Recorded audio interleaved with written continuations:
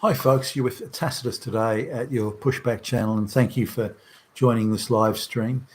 In this chat, I'd like to talk about the never-ending propaganda campaign against the Christian Church, particularly the Catholic Church, but the Christian Church in general, and how this is an unrelenting, unending campaign of propaganda, shock and awe tactics, which is part of the wider globalist campaign to crush whitey. Christianity is very much a central part of white culture, so it makes sense for the globalists to try and crush and eradicate that along with all white culture and white history and so on. And they're going about it with a purpose, that's for sure.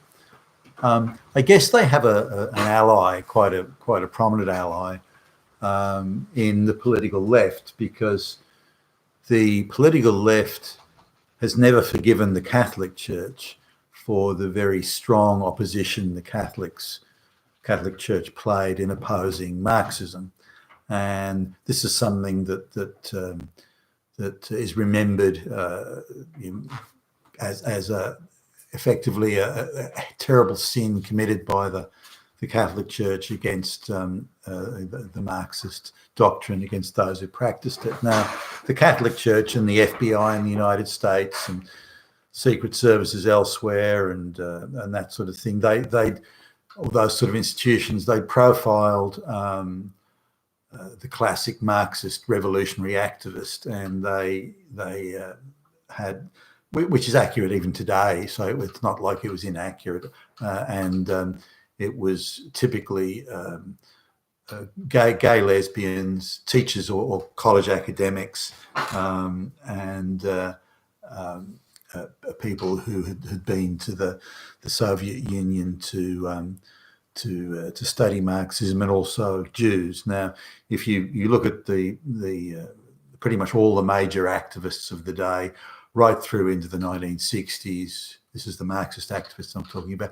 Even up to the present day, for goodness sakes, that profile still holds true. If you took away the teachers, the academics, the gay, lesbians and the Jews away from the Marxist activist class, there'd hardly be anybody left. So it was true then, and it's true now. And so the crowd still has never forgotten, and it's a bleeding sore that they keep on scratching at.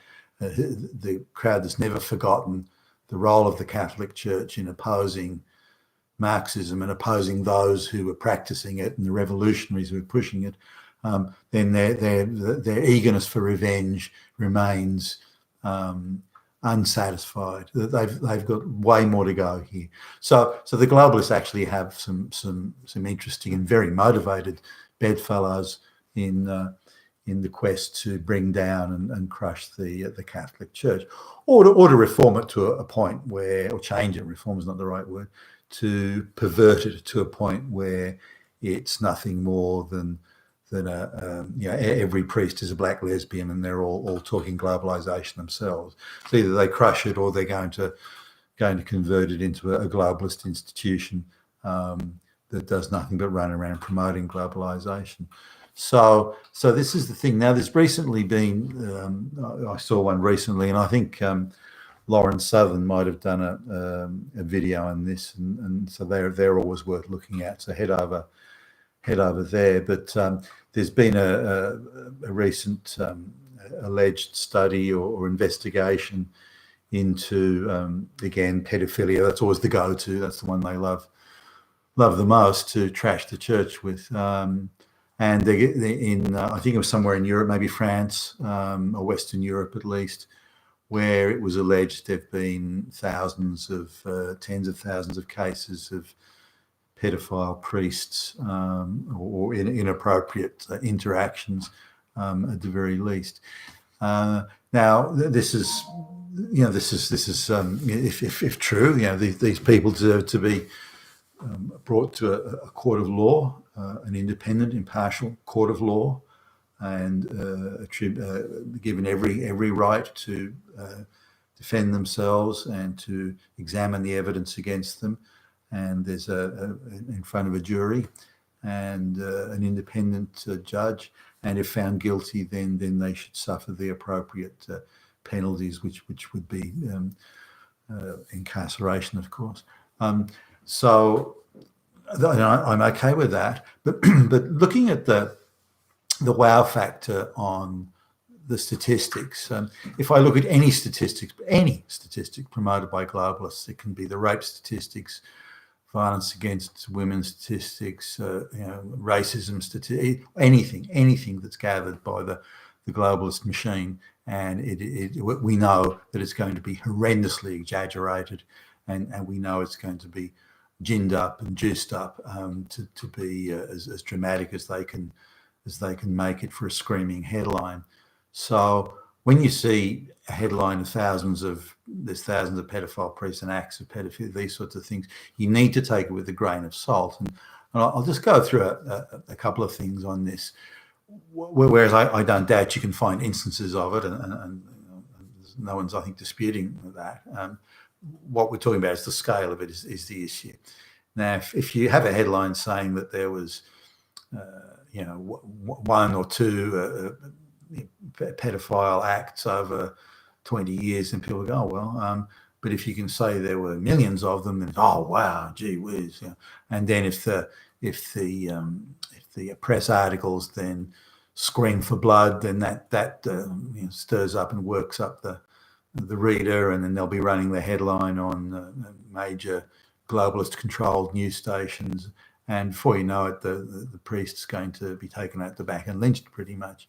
Now, it also brings the church into disrepute and makes the church out to be, or the Christian church generally, to be a place that harbours the most terrible evil people doing terrible evil things. And that's hardly true.